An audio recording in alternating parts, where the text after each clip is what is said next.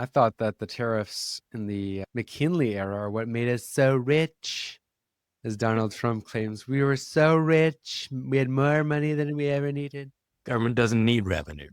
And that was a non-starter anyway, because if the tariffs work, there is no revenue. If you keep out Chinese goods, there's no revenue from the tariffs. So again, it's mixing. They always mix these things up. I don't tax tobacco so I can get revenue. I tax tobacco so you stop smoking. And all things equal, subsidies are better than tariffs.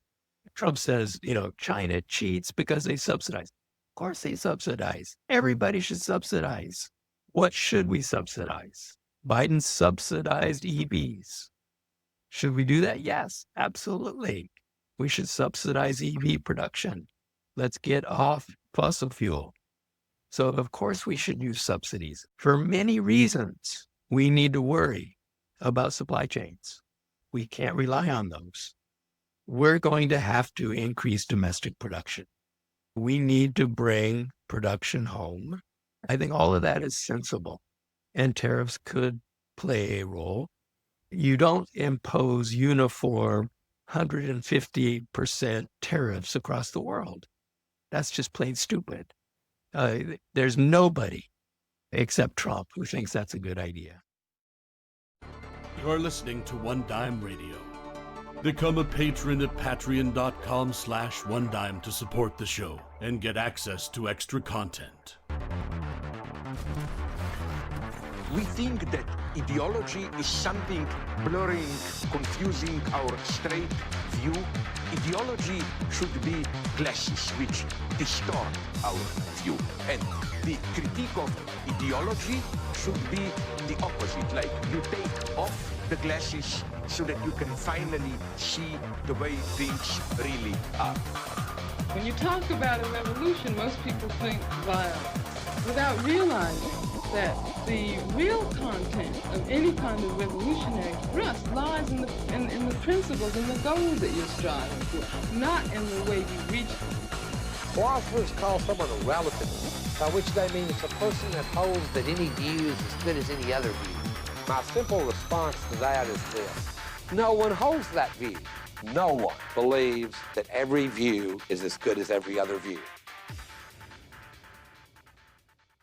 Welcome to One Dime Radio. Today I am here with Professor L. Randall Wray, a key theorist of modern monetary theory, also known as MMT, somebody who I recommend as a legitimate source of learning modern monetary theory, and one of the first that I was exposed to after Warren Mosler and Bill Mitchell. I remember when I was first learning about MMT, I found your lecture on the history of money, the real history of money, in which you cited David Graeber's debt and various anthropology and how that ties into the MMT money story. So then I remember picking up your book, Modern Money Theory, which I believe you have a newer edition of now, but I have one from about 4 years ago. Very useful, in-depth technical overview of that. And yeah, I'm here to really pick Randy Wray's brain here on various topics regarding MMT and its relevance to our issues in our current economy. So first off, I asked this to Mosler and Bill Mitchell. How did you originally come to MMT? When was this a sort of awakening for you in that there actually is something new that needs to be added to economic discourse aside from just, post-Keynesianism? Oh, writing my dissertation, it was on money. And I did look back into the history of money. I never believed the barter story because as a MA student in Sacramento, I had studied institutional economics. And so in tribal society, I read anthropology, Lewis Henry Morgan, and so on. So I knew that the barter story couldn't possibly be true. And I got interested in what became the endogenous money approach in the early 80s. I was a student of Hyman Minsky working on my PhD. And so that was going to be part of my dissertation too.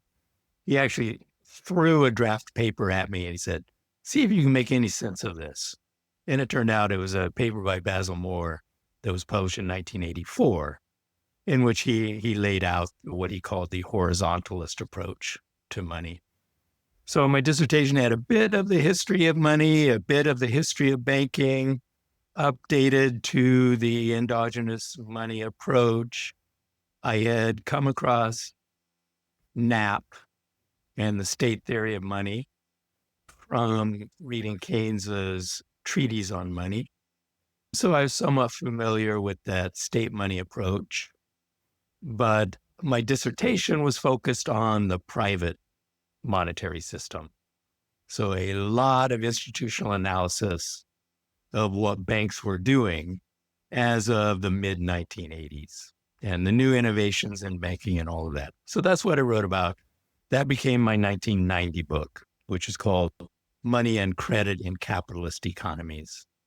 So there's a bit on the state's money, but mostly I was focusing on the private part of the monetary system. In 1996, I was on PKT, which was a discussion group, and I'm sure Bill and Warren talked about this. And Warren came on in January of 96, and he set out a few propositions that people started to debate, and they all made sense to me. I wouldn't say any of them was entirely new. What was new was what Bill calls heuristics, but we can use a less fancy word, sort of the metaphors, the little stories you tell. And Warren had very clever stories that would explain why the government couldn't run out of money, why we wanted the government's money, and, arguing taxes don't really pay for the government spending and all of this stuff. And so that's when I started working on what became MMT. So we've gone over the basics of MMT many times on this channel, but it's one of those things that, like any new concept, it takes a while for people to really get it. And, it's ultimately repetition. And I notice MMT thinkers have their different ways of telling the story. I want to start off with some basics, particularly the hardest thing I think that people have when it comes to just understanding it, because it's probably the most bold aspect of MMT, which is that most people think the government needs to collect taxes so that it can spend before it can, afford all these programs. But MMT claims that this is backwards, rather that taxes don't fund government spending. The government spends taxes after, and the purpose of taxes isn't actually to, garner money to afford this. I would like you to elaborate on that a bit, because the idea that the government has to one-to-one generate the money it needs to afford things countering that logic isn't particularly new, because in the sense that Keynes, of course, I believe it was Keynes who said, if we can do it, we can afford it, which is the opposite of the typical dogma today, which is if we can't afford it, we can't do it. So what does MMT say that is new when it comes to the nature of government spending and taxation? I think that most economists had not thought very hard about how the government really spends. And so it's sort of, if you think of money as something that changes hands, which is the way orthodoxy thinks about it. So money is a medium of exchange. I've got some in my hand. I want to buy something from you. I give it to you, and then you spend it, So if you think of money that way, it sort of seems like, well, the government has to get the money somehow before it can spend. Just like you have to get the money somehow before you can spend. And, there have been times when governments did spend in the form of currency. They actually printed up paper dollar bills, and they spent those. And you could imagine that, well, they collected them in taxes and they spent them. But obviously it doesn't work that way anymore. I knew in general, how the government spent. And I have my lecture notes from the late 80s. I taught students in the graduate courses how the government really spends, using the tax and loan accounts, using its deposit account at the central bank, how it can fill up the deposits at the central bank. And so I understood all of that mechanics. Most economists didn't know that. So when Warren came on and said that, the government spends before it receives taxes, in general, I understood that it's actually the Fed that makes the payment for the Treasury. The Fed credits some bank's reserves. That's how the Treasury spends. And then the bank credits the deposit account of the recipient of government spending. Maybe it's my Social Security check, okay? Suddenly, as Warren says, you could be online managing your deposit account online, which is a pretty new thing in 96, but you could do it, and it's easy to do now. And I can sit there and I can see at the first month, suddenly I've got a couple $1,000 credited to my account. Where did it come from? It was a keystroke credit. The Fed credited my bank, Bank of America, with reserves, and my bank credited me with deposits.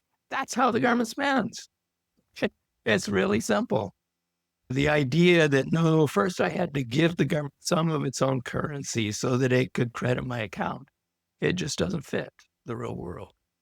And I think once people think about it, just for a couple of minutes, it becomes obvious that that's true.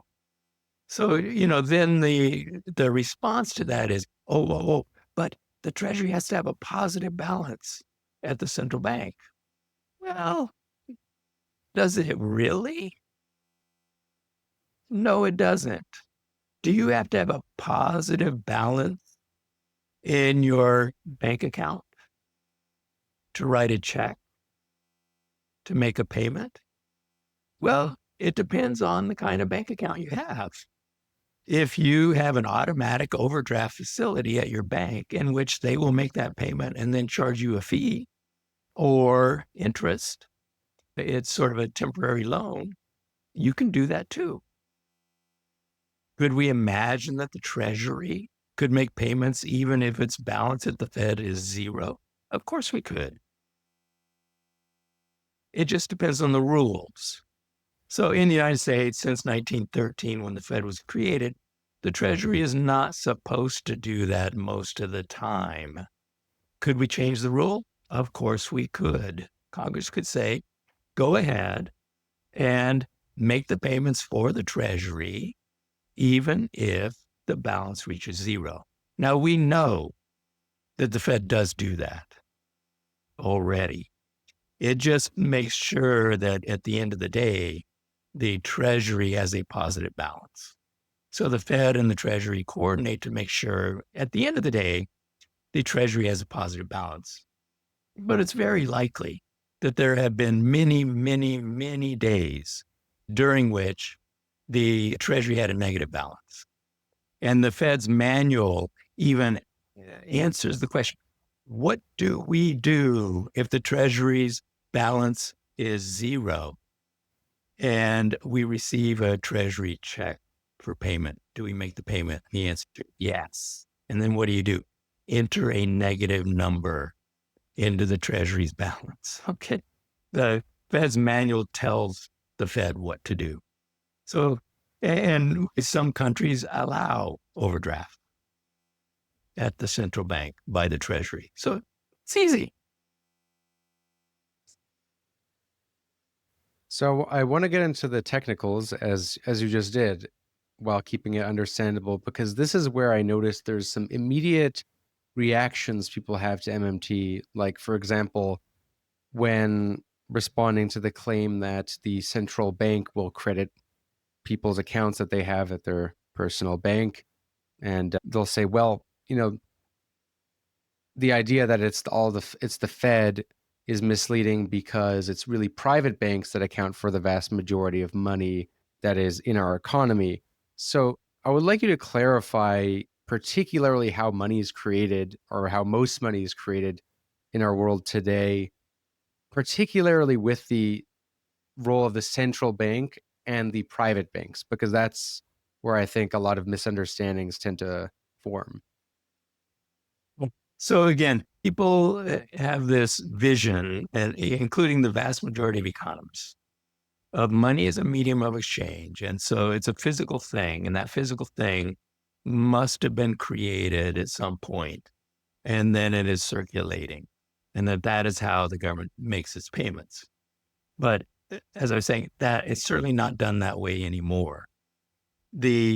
What we have today, I put it this way, we have 2 degrees of separation between you and your government now. Okay, 1 degree of separation is that you make all of your payments using your bank account. And you could say, well, no, hold it, I use my credit card. But there is a bank that has issued that, so it's still going to be a bank account, okay? And you receive all payments to your bank account. So that's 1 degree of separation.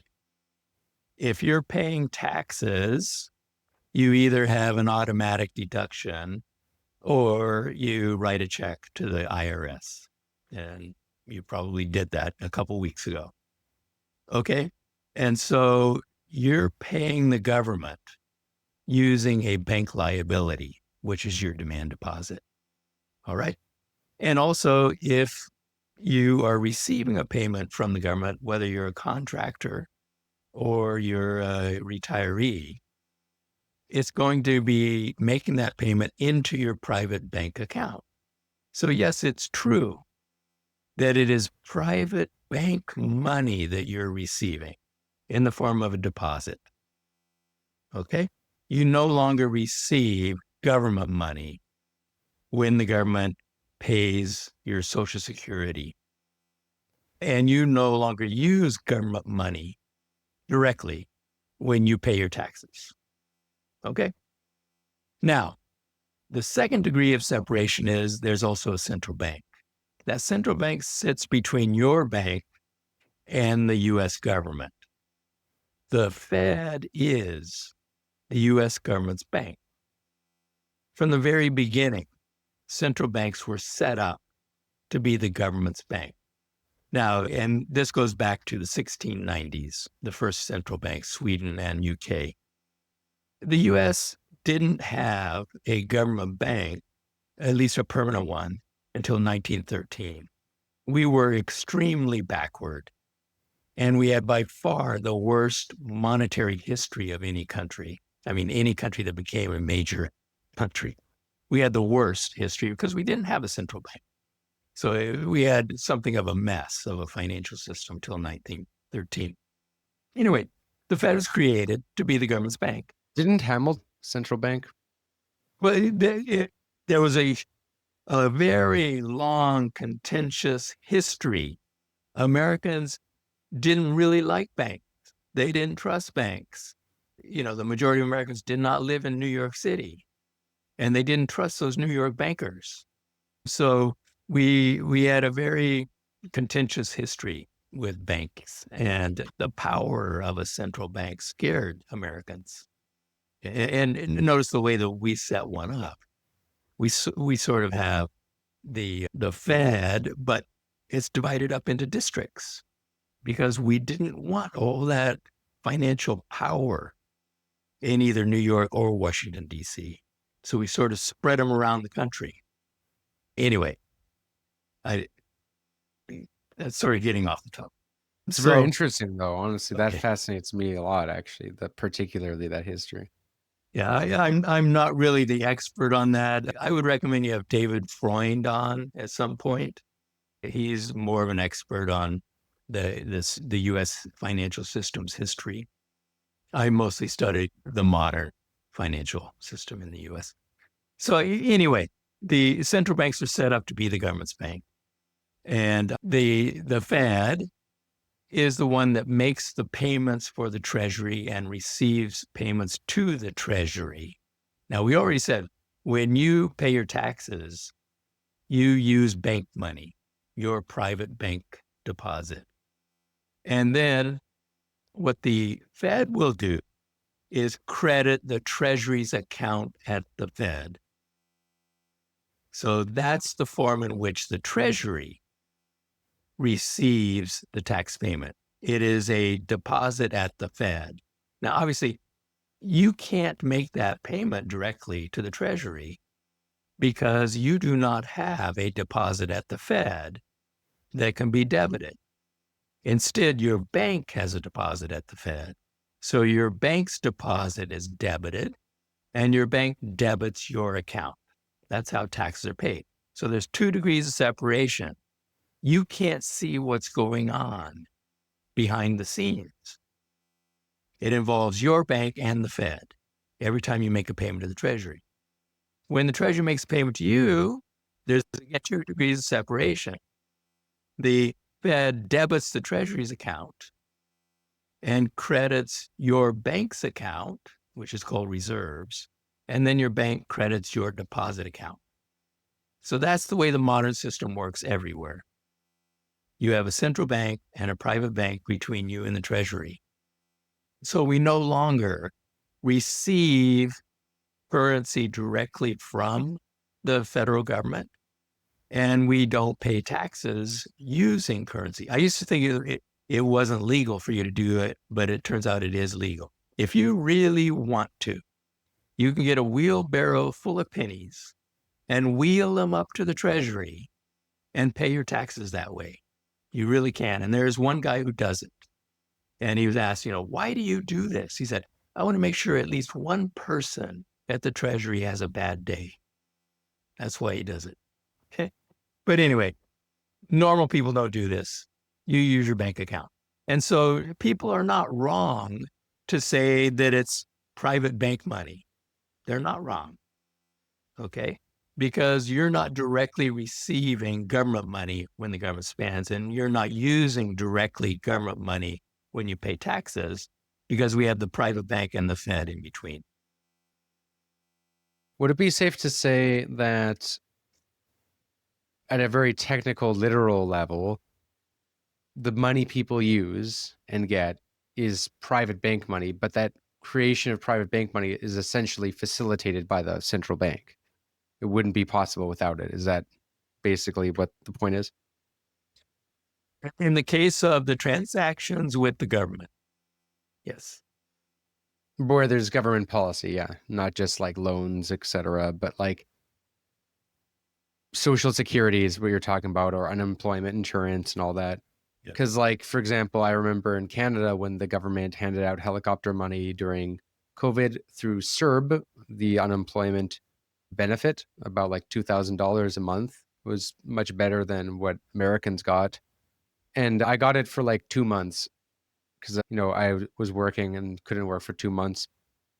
And it said from Bank of Canada in my account. It literally said that, like where the check was coming from. And, but it's given to me by the private bank, let's say TD. So that's basically what's going on. Like it's private bank money, but it's the government giving me the money. Well, I'm sure that the Central Bank of Canada credited your bank's reserves. Yeah. And they're just letting you know that your deposit is being credited because of a check, maybe from the Bank of Canada. And that's not how we did it. We got Treasury checks for our COVID relief. So you mentioned the wheelbarrow thing. What would happen if people were to pay their taxes with just dollar bills? Their federal taxes, that is. What would they do with them? Or what do they do with them? Well, you could do it. So how would you do it? You would take the wheelbarrow to your bank first, and you would make a withdrawal. Okay. And then they will debit your bank account. Your deposit will go down. and they will hand you stacks of notes, bills, dollar bills, we would say in the US.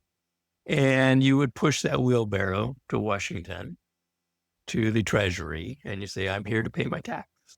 The Treasury would take that, and then they would either burn it, shred it, or they will have the Fed store it. The Fed is the one really that distributes the currency among the banks. Now, the U.S. government never spends that currency in the United States. We spend it in Iraq. So when troops are abroad and they need to bribe local officials or whatever it is they're doing with the dollars, they will actually spend dollar bills. But they never do that in the United States. The only way the dollar bills get into our economy is because somebody goes to the bank and draws down their deposit account. And so the currency is shipped to the bank so that they can put it in the ATM machines and keep some in the drawers for the people who want to come in and make withdrawals. But the Treasury doesn't spend those.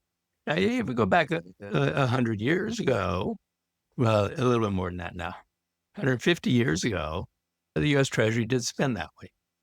They did print up notes. And so, in MMT, we have told the story of the American colonial government. I remember you talking. You mentioned that those. That's the thing I remember most actually of those lectures, the hut taxes. Oh. That was really eye-opening. Okay, so of course, the American colonists were completely used to money. They're completely used to markets. Okay, they were using money. But because we were a colony, we were controlled by Britain, and Britain did not want the American colonies to issue their own currency. They wanted the American colonists to earn British coins. How could they earn it? By exporting. Because why do you want a colony? You want the colony to produce stuff that England wants. And so the only way that the American colonies could get the coins, British coins, was to export. And so that's why they prohibited them from coining currency. But the American colonial governments had the brilliant idea of using a loophole, because the law didn't say anything about paper money. They would print up paper bills, pounds. So there would be Virginia pounds. Every one of the 13 colonies had some version of this. And they would pass a law that allowed the colonial treasury to issue, say, 10,000 pounds worth of paper notes. And then at the same time, they would impose a new tax, usually a head tax or an import tax, in order to create a demand for the paper notes so they could use the notes to pay taxes. So this is why we use the example, because it's very obvious that the government has to spend first to put the notes into the economy, and then it can tax them back. So it makes it very clear that you spend first, then you tax, which, was what Warren was saying back in January of 96. So it fit the story very well, and it demonstrated the logic, spend first, then tax. It demonstrated the government didn't need the tax revenue in order to spend. Okay, it just needed the colonists to need the currency so that the government could buy what it wanted using currency. So it's a nice story. I'm a little more hesitant to use it now because it sends lots of wrong messages too. It's very useful for driving that point home, the logic. But, it can't tell you anything about the origins of money, because the colonists were completely aware of money. They used it all the time. This wasn't the origin of money. It was the origin of a paper currency. Currencies had existed for thousands of years before this. Markets had existed for probably 10,000 years before this. So money, prices, markets, all long predate this story about the American colonies. It's not a story of the origins. So that's one reason I don't like it. And the other problem with it is we don't do it that way anymore. So it's very misleading. Then people get all confused and say, hold it a second, but I never pay my taxes using currency, which is true. They write a check. They say, I pay my taxes using bank money, not government money. Yeah, that's true. But your bank has to use its reserves at the Fed to make that payment for you. It's actually your bank that makes the payment, not you. So I prefer to start with reality, the way things work today, rather than start with the story of colonial currency.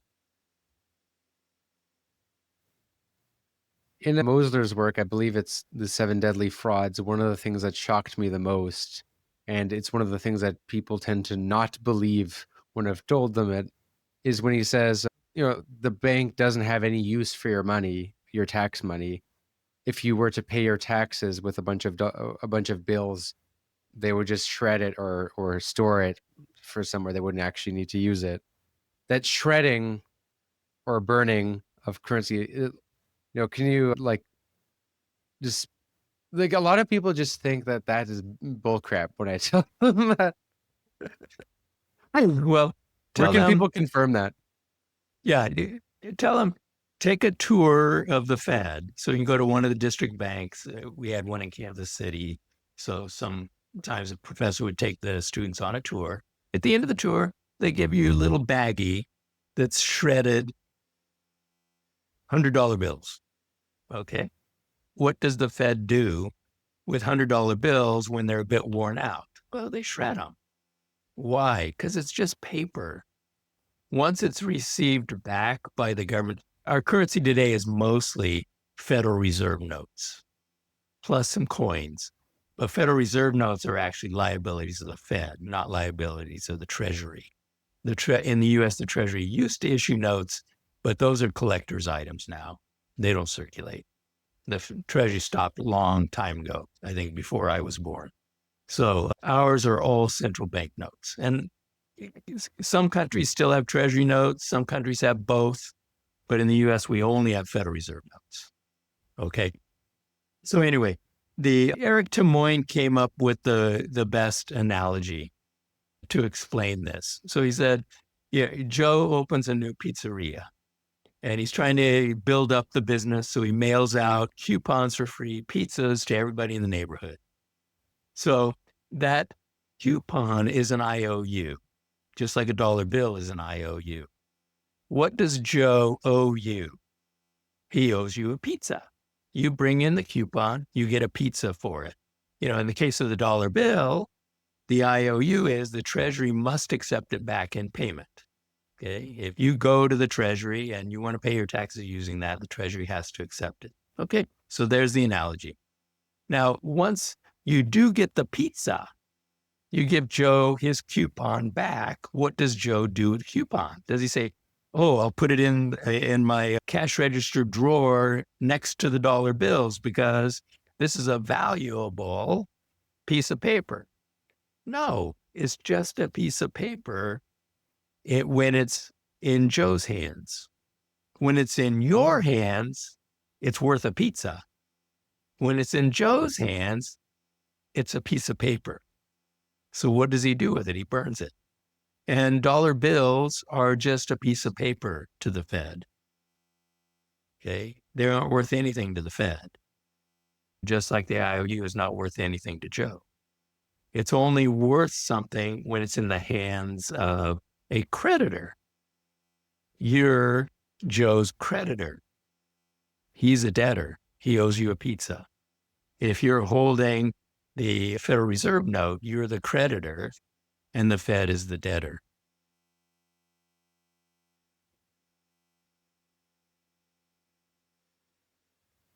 So you mentioned you prefer to start with reality now rather than going immediately to the historical examples. But of course, the money story and the anthropology regarding the history of money is crucial to MMT.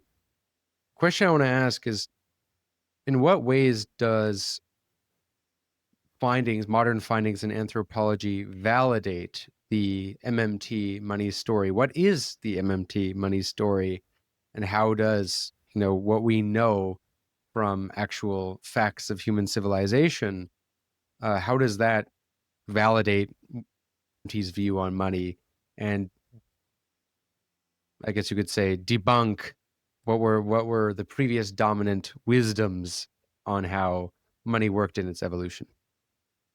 Yeah. So, now we're sort of moving into a completely different level of discussion. A lot of times, what we will say is, MMT is a description. We describe the way the government really spends today. And the way that orthodox economists and the average person in the street describe it is just not correct. Okay. So it's a description. And then sometimes people say, well, MMT is all about policy because MMT has a policy, right? And yeah, I guess there are a couple of policies that I would say every MMT proponent accepts. The job guarantee is a policy proposal, and what's called functional finance approach to budgeting says, don't worry about the budgetary outcome. Okay, whether it's a deficit, a surplus, or a balanced budget, worry about the functional impact of the government's budget. That is the impact on the economy. Okay, so you could also say, well, MMT is about policy, description and policy, but you can't describe or have policy without a theory of money. And you can't have a theory without a paradigm. So the paradigm is the view of the world within which you try to come up with theories that explain how the world works. Okay? And so now we're getting into the theory of money. What is money? Where did it come from? Why do we have it? Those kinds of questions. And it's useful to go across disciplines and look at the best work that's been done in other disciplines.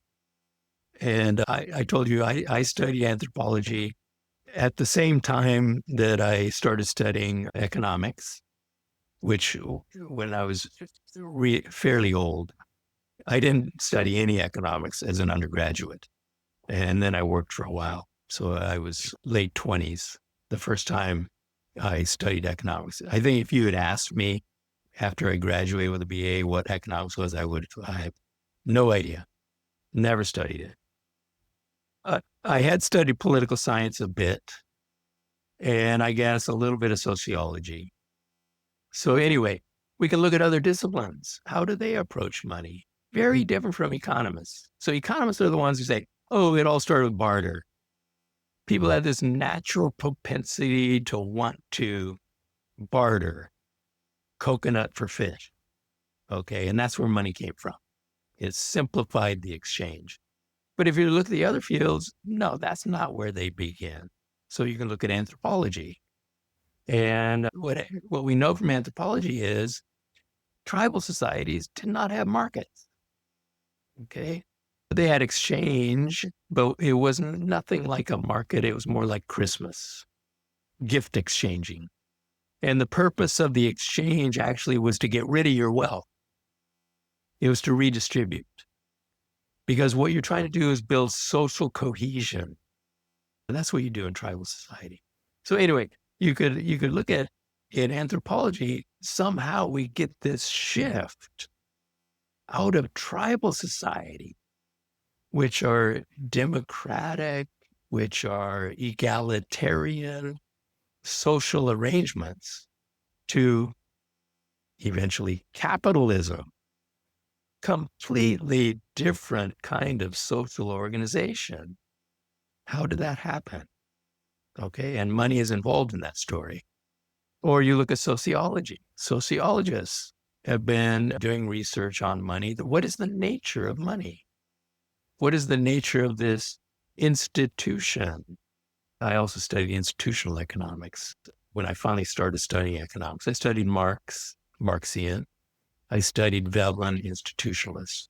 I studied Keynes, Keynesian. All three of those from the very beginning. The very first classes in economics, I studied those. Those are the three main heterodox traditions. So anyway, I was somewhat familiar with all of those. And when we started the MMT project, I went back to those and looking at those and how people view it. How do sociologists view money? Well, it's an institution. And what is the nature of money? Well, it's a measuring unit. Very different. It's not a medium of exchange. Medium of exchange function is derived from that, but it's not very important. For the orthodox economist, it's the most important thing. Nothing else really matters. It's a medium of exchange. And it's neutral. It doesn't really matter. Okay. But for the anthropologists, for the sociologists, it's a unit of account. It's a measuring unit. What are we measuring? Credit and debt. What is debt? Debt is it's a social relation. Would you rather be a creditor or a debtor? There's a social relationship there, right? And so it's all about social relations. So that's why we do that. That's why I already had looked at anthropology, and then David Graeber was writing his great book. Now, I did not know him. I had not heard of him. He sent me the book manuscript. It was in my email. It got buried. I never responded to him. I didn't know who he was. Sometimes I do get book manuscripts, and sometimes I'm just too busy. I don't look at them. So after the book came out, my student said, "You got to read David Graeber's book." And so I got a hold of it, and then I got his email, and I wrote to him and told him I was sorry that I had not responded to him. It was great. I got to meet him, got to know him, and to use his work in MMT, but also in other areas that I'm working on in economics. And another person very important to our story is Jeff Ingham, who is the best on interpreting money as an institution. And he's a sociologist at Cambridge. So he became good friends, and he's been aligned with MMT from the very beginning. And there are other sociologists who also are aligned with MMT. So, why do we do this? Because we're working within a paradigm, and we come at it from different angles. The story of the elephant, I got the tail and somebody else has got the leg. And you're trying to figure this thing out. We're trying to figure out this social system that we call capitalism. And I think the three heterodox economic traditions all have a very similar view of what capitalism is. Marx, Veblen, Keynes. My professor, Hyman Minsky, adds another angle to it. So he's very important to what we do. But then we also, we want to get outside. We want historians. We would like our historical stories to be historically accurate, right? So you need the work of historians. And then anthropologists and political scientists, I guess. I'm not as familiar with that. So how does, I think the answer is obvious, but it might not be to some listeners and people on the more libertarian right. How does this history of money, this true history of money, problematize the assumptions of those who advocate for hard money and Bitcoin? Whether that be, the average gold bugger like James Rickards, or just the people who really believe that cryptocurrency is something better and that deflation is good, which that invites another set of analysis too. It's like, is deflation good from economic perspective? So, I'll let you address those two things because that's kind of like the trend or fad, depending on how you view it, of the moment. Well, crypto is not money. It's not a currency. It's at worst, it's nothing but a pure fraud. And I think I lean that direction. At best, it's a speculative asset like tulip bulbs, except that it has no real value. Tulip bulbs can produce flowers, though it can't produce anything. It's a speculative asset. Its value can go up, it can go down. Okay, so I wouldn't count that in any way as a new type of money. It's a highly speculative asset whose true value is zero. Okay, what about gold? Gold is an asset. It has a positive value. And probably the majority of the gold in the world is locked up in prisons behind bars. And that helps to keep it valuable. If it was released from prison, its value would decline to, what it's worth in teeth and on fingers and a few industrial processes. So its value would go down substantially if we broke it free from prison, held by central banks and jails. But it does have a value, unlike Bitcoin. Has it ever been money? No. There's never been such a thing as gold money. Has it been put into coins? Yes, it has. From the very earliest times, gold and silver, the very earliest coins were made of a mixture of gold and silver. Okay, did that mean that the gold or silver was money? No. Coins almost always have been valued nominally, not by the quantity of gold. So a way of putting it, I think Ingham put it this way: you valued coins by counting them rather than by assessing the gold content. So, in other words, a king would announce, this coin is worth £1. Okay. Actually, that's a bad example. England never coined the pound. They coined shillings. But imagine a lira. This coin, gold coin, is worth a lira. And they would change the amount of gold in the coin. Typically, over time, they would reduce the amount of gold in the coin. So they could get more coins out of a limited amount of gold.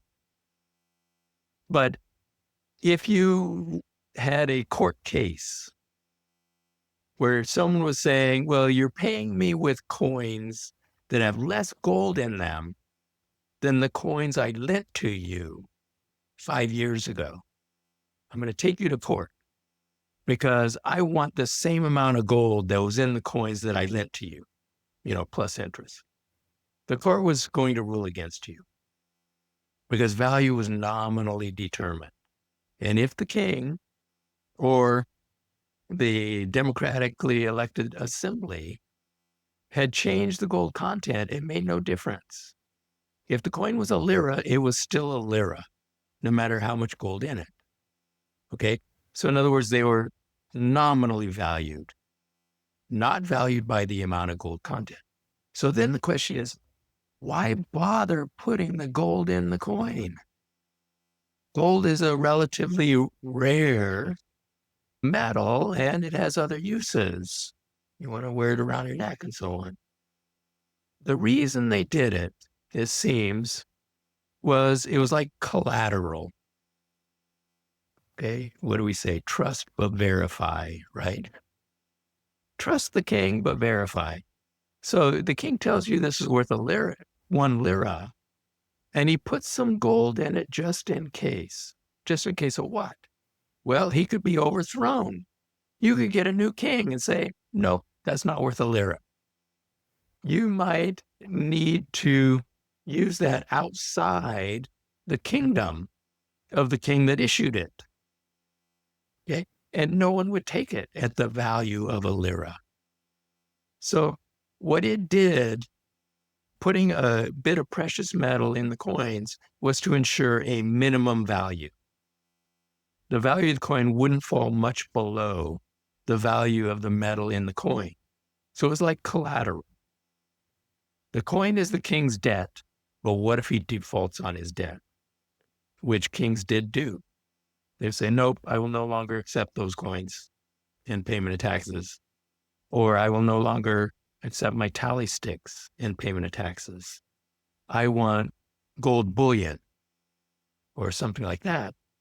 It gave you some confidence that the king's IOU printed on gold is going to have some value, even if the king is overthrown, even if some other country comes in and conquers, even if the king defaults on all of his debts.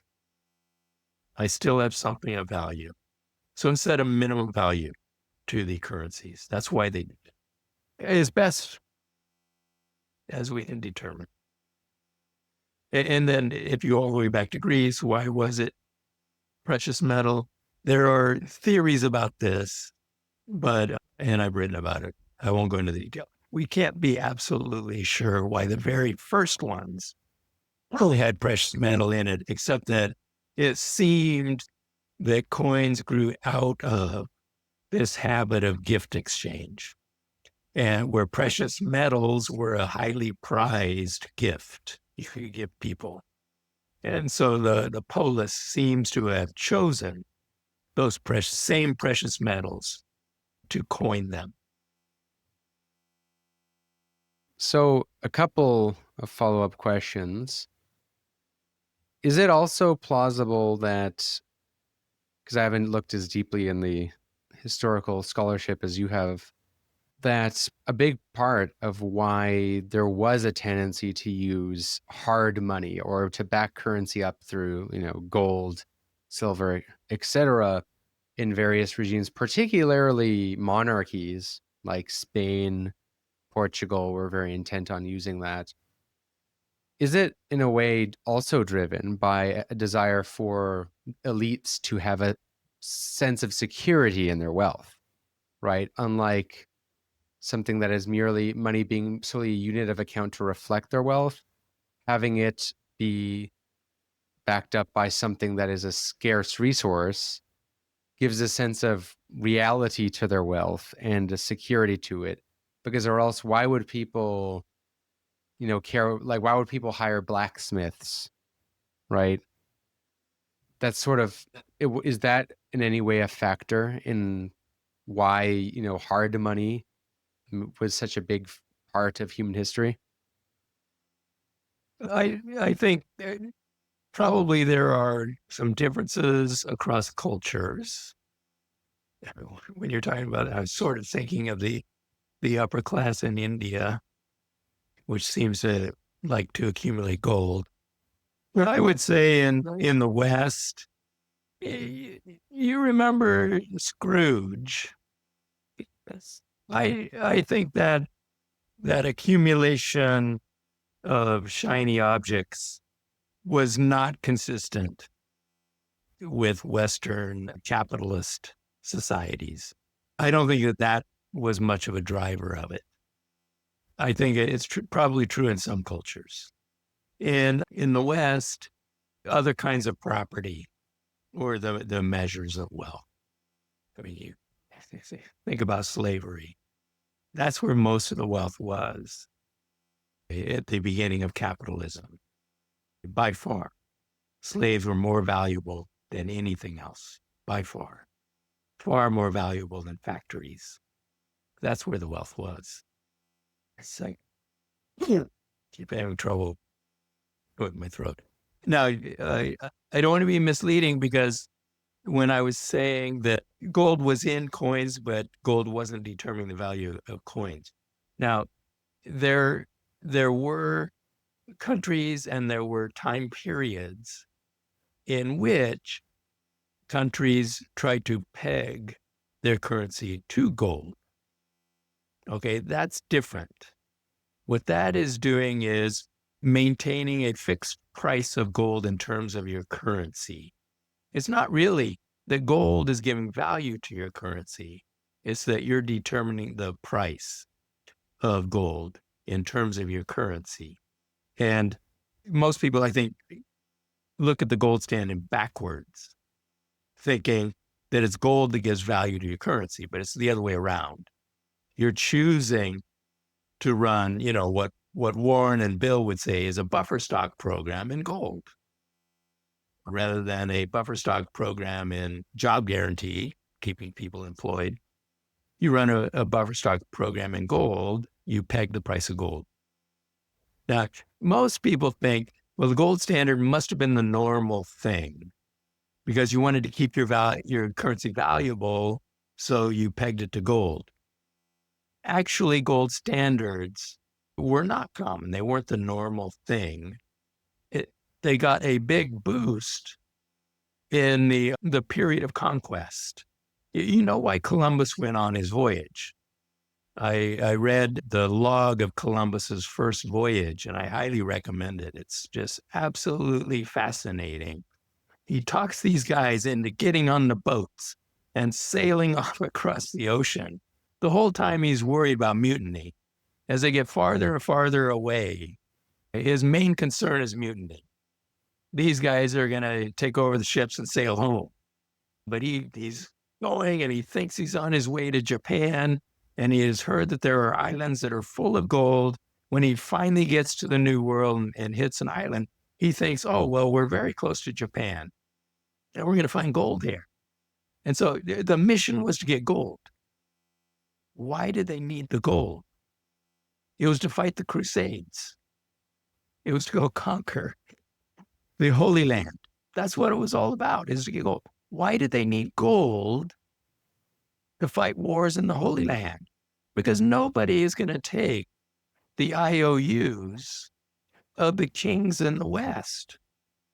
Okay, you're hiring mercenaries to go fight wars. You need gold. Okay, why? Because they don't trust these kings. Okay, and so this whole period of conquest and, all the wars among European nations were wars fought for gold, by gold. You were fighting by gold because you were hiring mercenaries. They didn't have B-52s to deliver supplies. You hired the armies and you paid for their supplies in the country you were attacking. They're not going to take your paper money. They're not going to take your tally sticks. They will take gold. Okay, so that's another reason why gold coins were used. But in any event, after this period, we do have experiments with the gold standard. And Britain goes on a silver gold. They sometimes they had both, sometimes they had silver, sometimes they had gold. They had a 400-year, nearly unbroken record of pegging their currency, one or both of those precious metals. This was very unusual, but because all of us in America and Canada, we're all offspring of Britain. British history plays a big role in the formation of our understanding of the world. And so we think the gold standard was a normal thing because Britain had it for so long. And gold did play a role in building confidence in the British currency, in the value of the British currency. It's not that gold was ever money, but the British currency was relatively stable for 400 years in terms of gold, and that built confidence in it. Now, they had to do several things to develop what we what we consider now the modern monetary system that MMT studies. That was developed in Britain. Okay. The first thing they had to do was take power away from the king. And the King of England, I think King Charles, defaulted on his tally stick debts. The way that the kings of Europe spent was not usually with gold coins, except when they're hiring mercenaries. It wasn't with paper money. They didn't use it. America was the first in the West to use paper money. They used tally sticks. So I don't know if you've talked about it on your show before, but they would take a stick and they'd put scores across, and we still use the term scores across, split it down the middle so you have a stock and stub. The king would spend with half of the stick and then collect it back in tax payment, match them, make sure nobody cheated, and then the taxes were paid. So he spent a lot of tally sticks. And then when it came tax time, he said, I'm not going to accept those in tax payment. I want gold coins. So he was overthrown, and Parliament invited a foreign king in. Here, come be king. We don't like this guy anymore. And we're going to take much of the power away from you, and Parliament's going to take that power. You no longer have the power of the purse. We have the power of the purse. We don't trust kings anymore. And we're going to create a central bank. And the central bank is going to issue our currency. Okay? That was the beginning of the modern monetary system.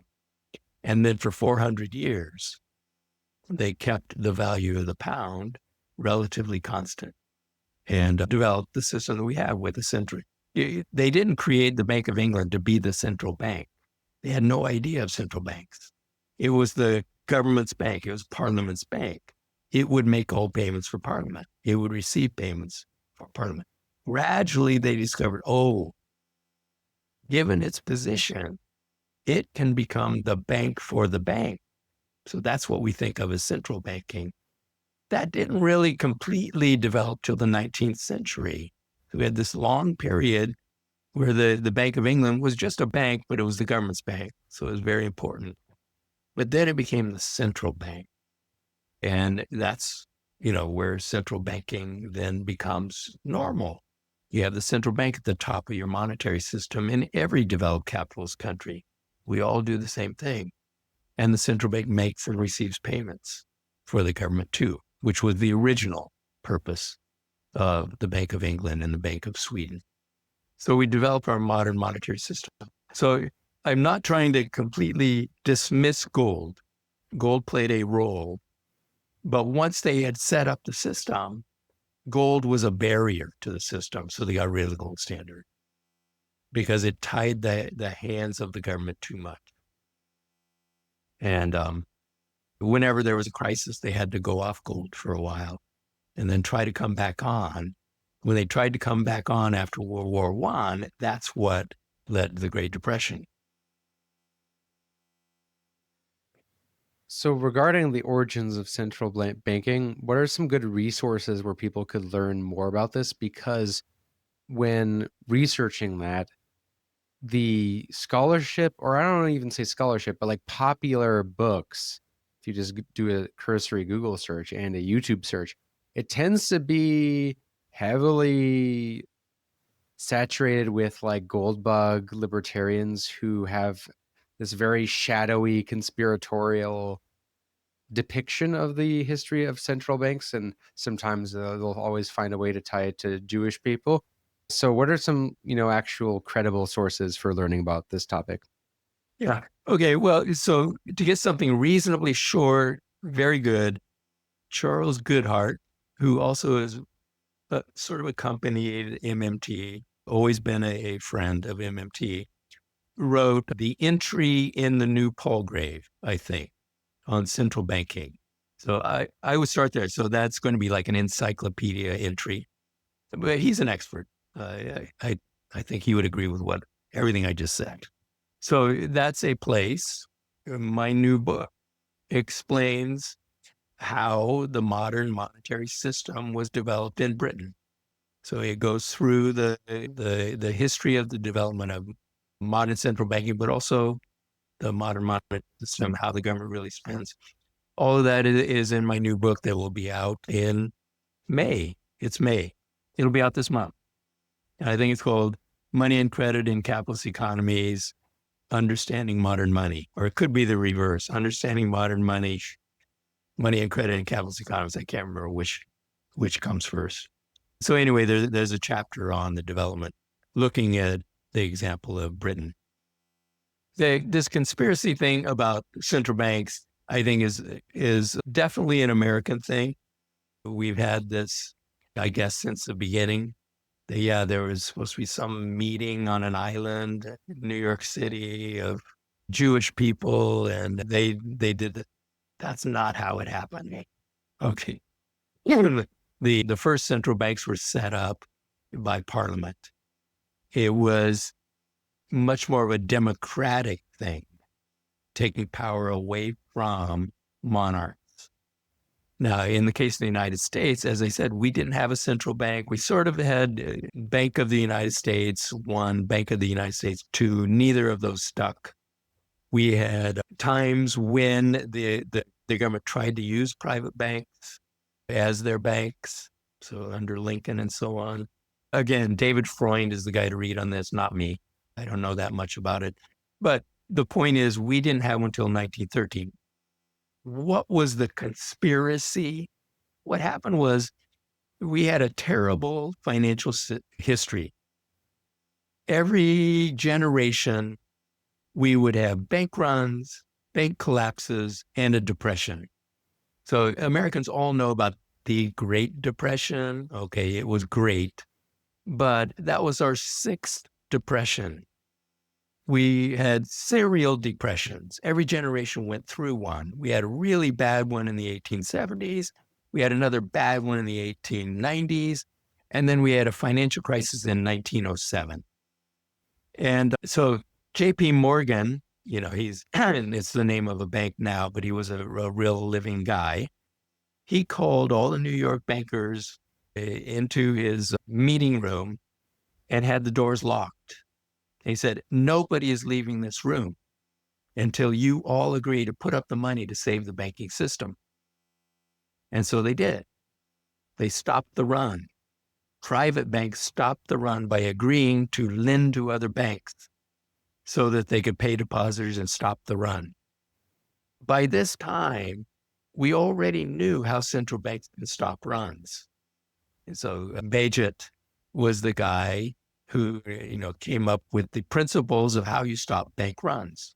And the basic answer is the central bank lends reserves without limit. So Bank of England would do that. They could stop runs, but we didn't have a central bank to do that. So as a result of this meeting, the banker said, we don't want to ever have to do this again.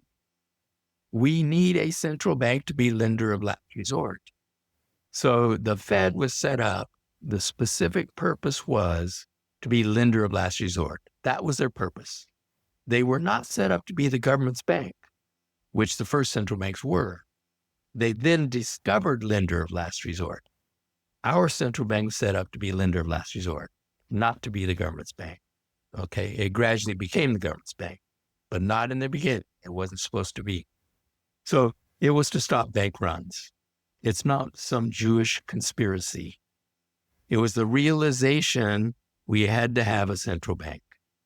And, they tell lots of stories about the Fed that just are not true. So one of the stories is the Fed was set up so that the big banks own the Fed. Okay. And what happened was they wanted to capitalize. They wanted the Fed to have equity. And so they made member banks by these sort of shares in the Fed. So that's why it said they are owners of the Fed. Okay, what do they get by buying a share in the Fed? They get a guaranteed maximum return of 6%. Really, it's more like a bond than a stock. What's the difference? If you're a stock owner, at least in theory, you get votes, right? You can vote to change policy of the firm, to change the directors of the firm, and so on. The banks don't get that. There are no votes that come. The Fed remains a creature of Congress. The Fed does what Congress tells it to do. And notice it doesn't do what the president tells them to do. They're just ignoring President Trump. They do what Congress tells them to do. They don't do what bankers tell them to do. So nominally, yes, the Fed is owned by banks, but the banks get no special privilege. Now, do I believe that the Fed pays particular attention to the top half dozen banks and will bail them out no matter what?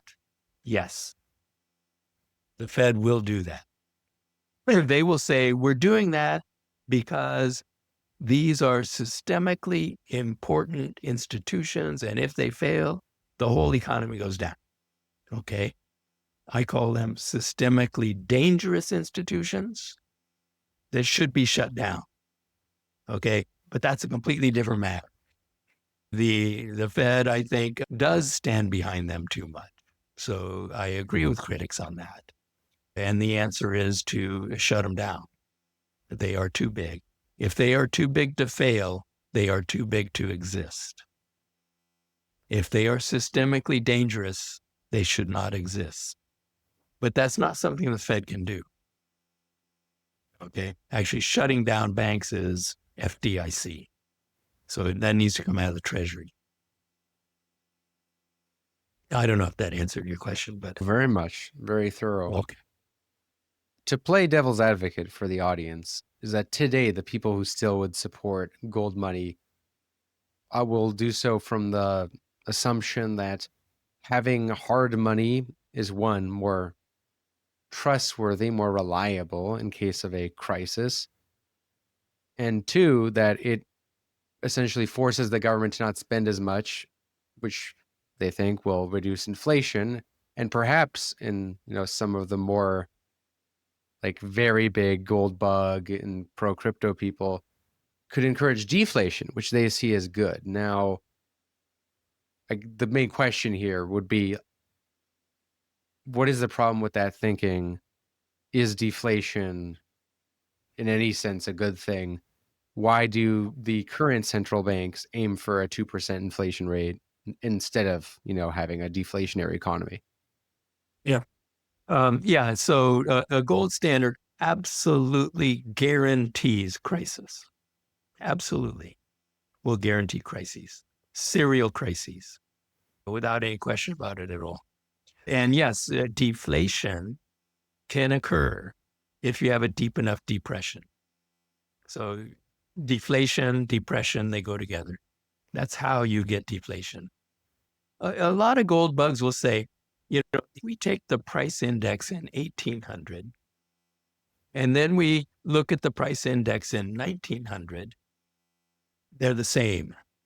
There was no inflation in the 19th century, and that's because lots of countries had gold standards. Okay? What they're leaving out is the 100 years between those 2 points. It is true. Now, price indices are human constructions. There's different ways to put them together. And so it makes a big difference on how you construct them. But you can construct a price index that will be 100 in 1800 and 100 in 1900. And they say, see, no inflation. Yeah. Intervening, prices go like this. Okay? Every time we have a depression, and we had 6 of them, prices go down. And it's a disaster. It's extremely hard to get out of the depression. It's not a recession, it's a depression. Okay? And then when we recover, oftentimes it's war that helps us recover because the government starts spending more. We get inflation. Okay? So we get deflation, then we get inflation. And it just so happens if you pick those 2 endpoints, the price level will be the same. But in between, prices were not constant. They went up, they went down. What happens after we go off the gold standard and we get a big government? Okay, that's what happened in the 1930s. That's what the New Deal did. Okay, the world got off gold standards. We developed a new monetary system called Bretton Woods, which I can get into a bit. But before doing that, so the federal government goes from 3% of the economy in 1929, before the Depression hits, before Roosevelt. It goes to 50% of the economy during World War II, but of course that's unusual. 50% of the economy.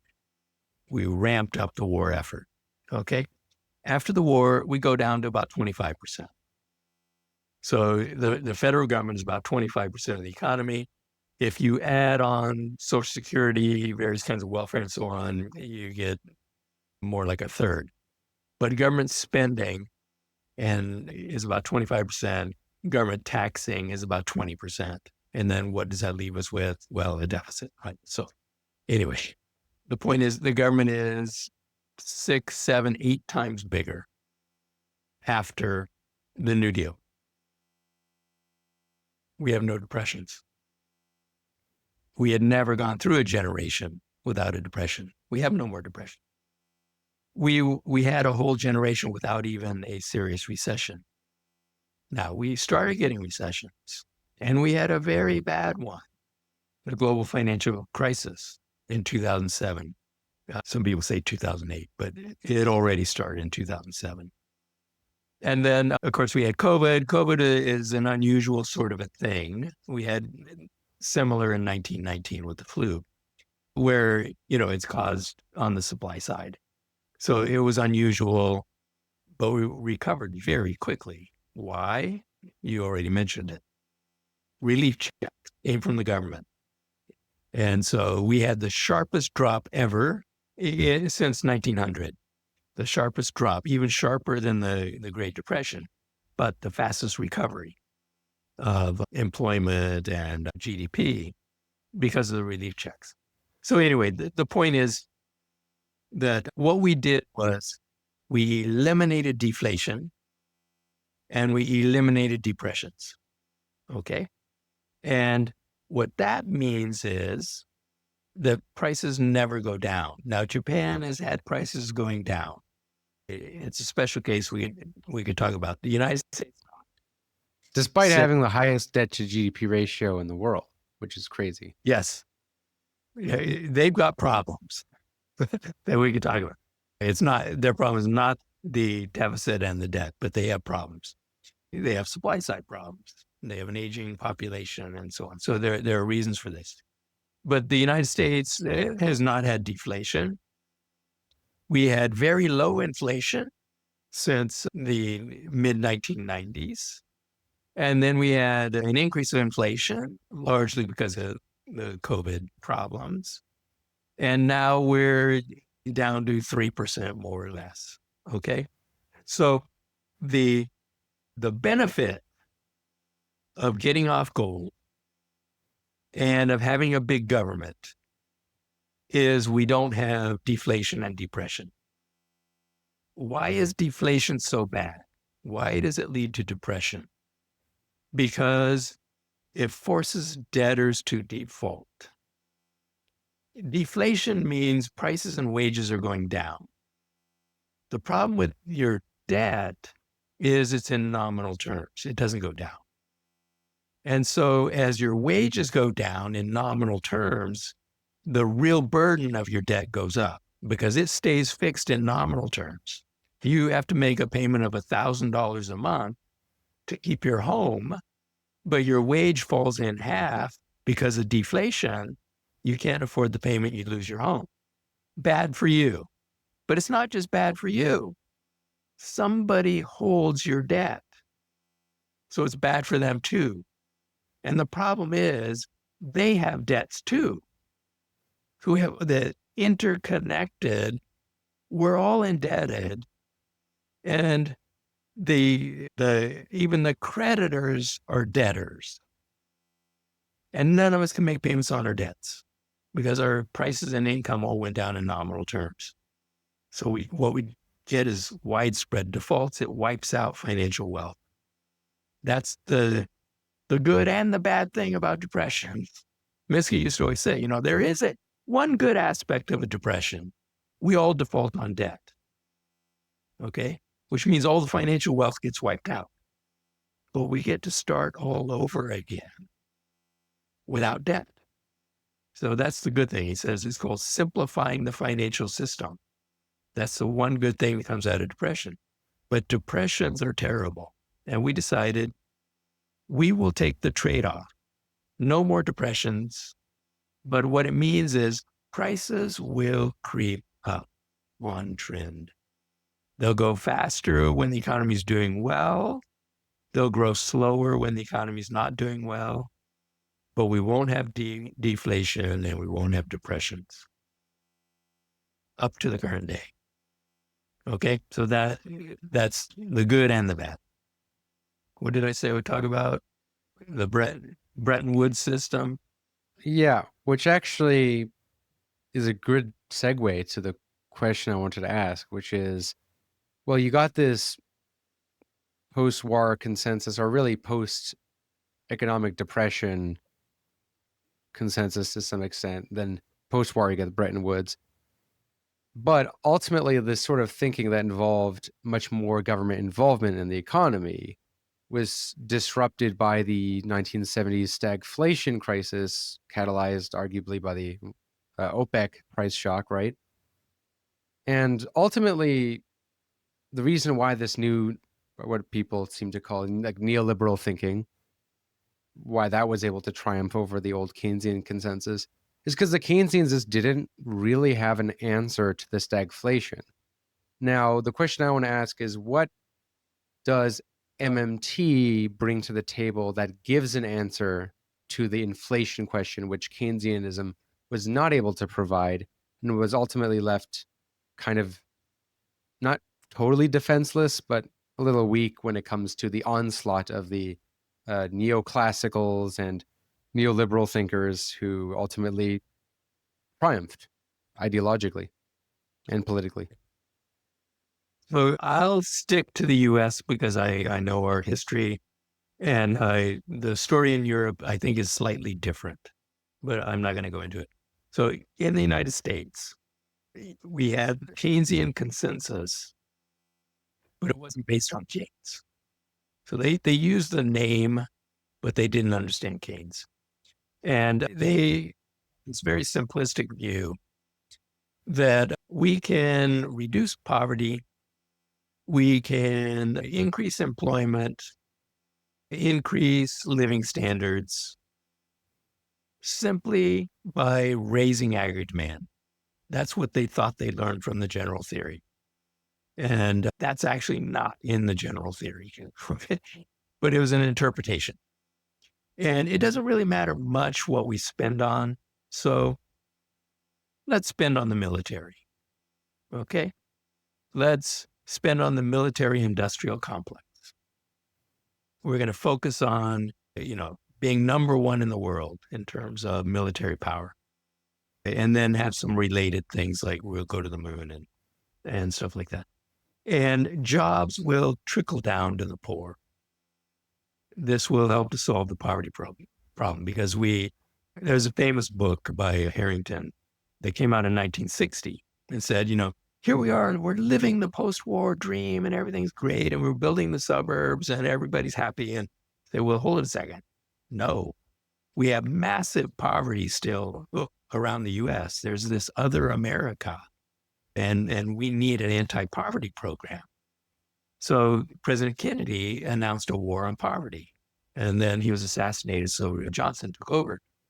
And they said, well, our war on poverty is mostly going to be that we're going to keep aggregate demand high, that will create jobs, and then we will try to increase the training and change the behavior of poor people. Because if they would just behave a bit better, they could get jobs. Well, Minsky, who was my professor at the time, said, no, you need a job guarantee. He called it employer of last resort. But they didn't do that, okay? They didn't create jobs directly. They just said the private sector will create the jobs. So it didn't work. It didn't reduce poverty. But it did increase demand, especially for high-skilled unionized workers. because, that's the kinds of jobs that the military industrial complex supplies. It's the most advanced sector of the economy, producing the most advanced weapons that the world could produce, and then also going to the moon.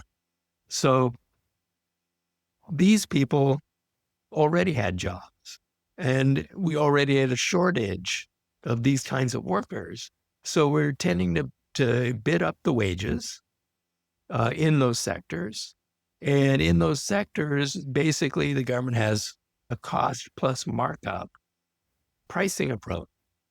So the firms didn't have to care very much about costs because they had cost plus markup. They're guaranteed a 15% profit rate for their government contracts. So you sort of built inflation into this system. At the same time, government spending was going up on the military industrial complex. We did start creating welfare programs, not a jobs program, but a welfare program for those who couldn't or shouldn't or wouldn't work. So we created a welfare system. So the government also is spending on that. So the argument is that because we didn't target the spending, we had to run the economy hotter to try to have jobs trickle down to the poor.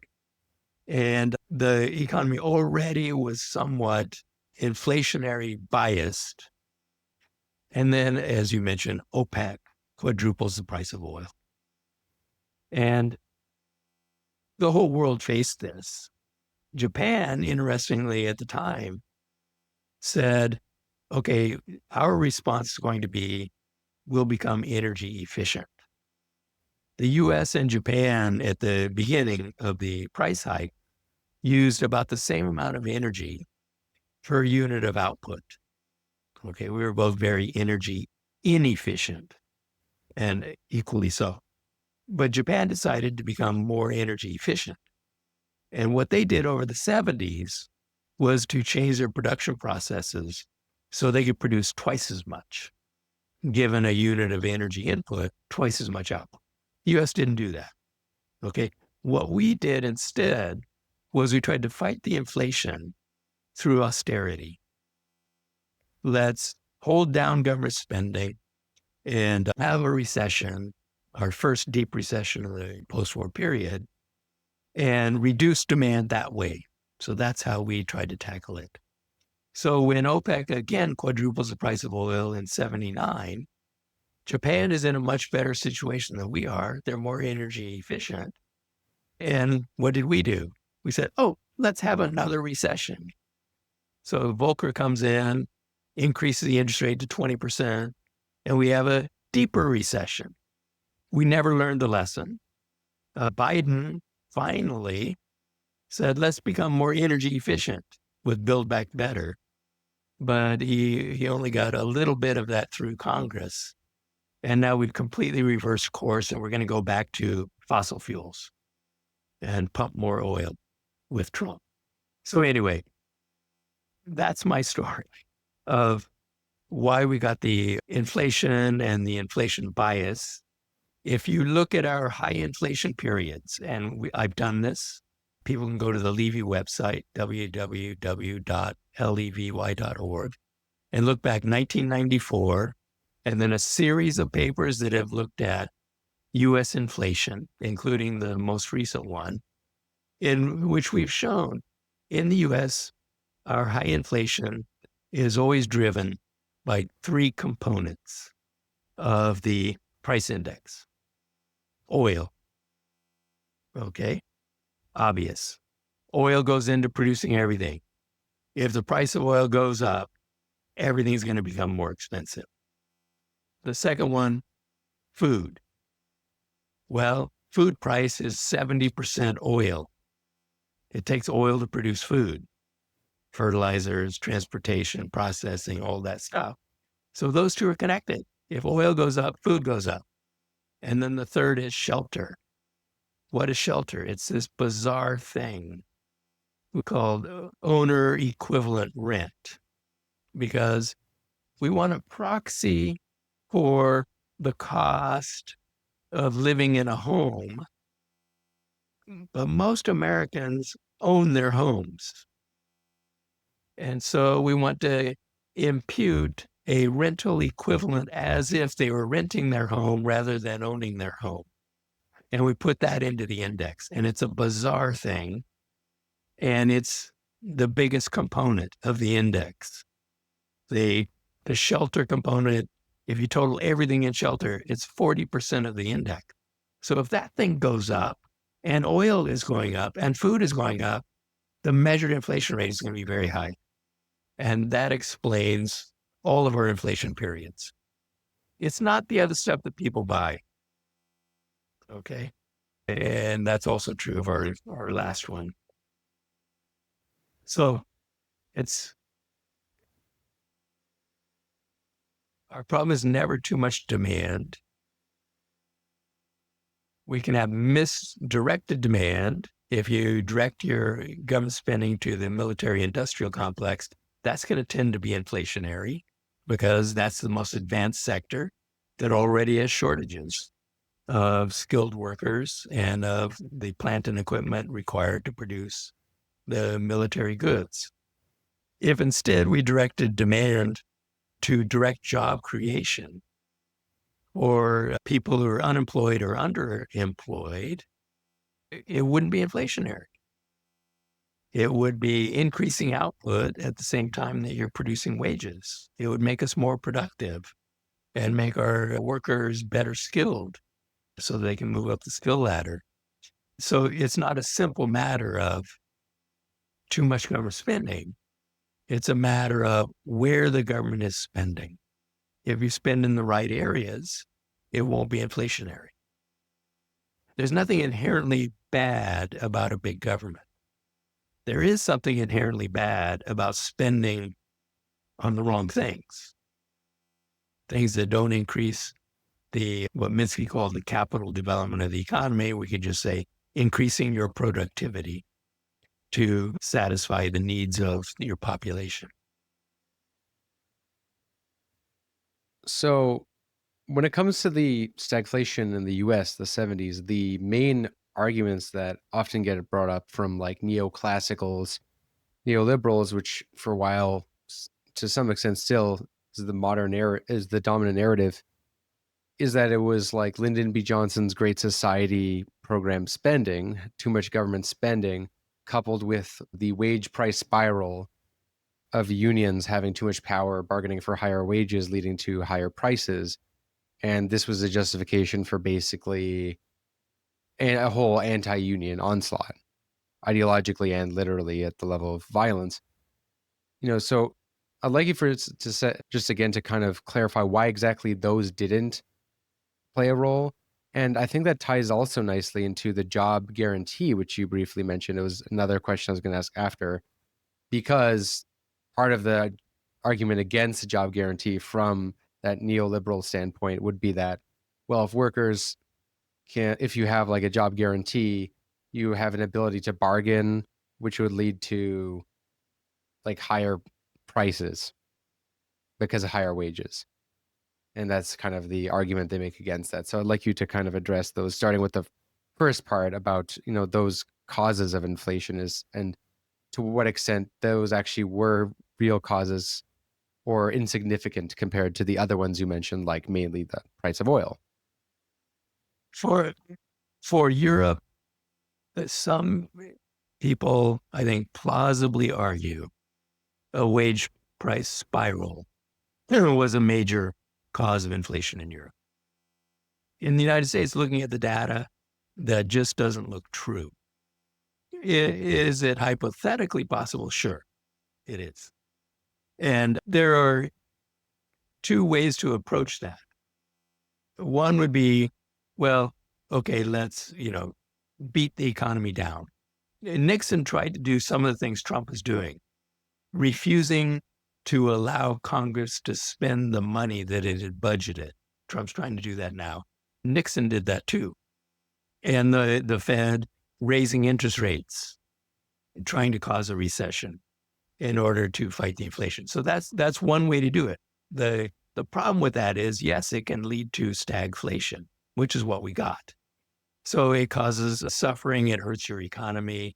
What you want to do if you have shortages that are, too much demand, too little supply is a shortage. You want investment because you want to increase the supply side capacity so that you can meet the higher demand. Let's say because you are spending on welfare, you're trying to reduce poverty. You need more supply. You don't want higher interest rates. That's going to prevent investment. So you don't want to do that. You don't want to cause a recession because firms aren't going to invest in a recession.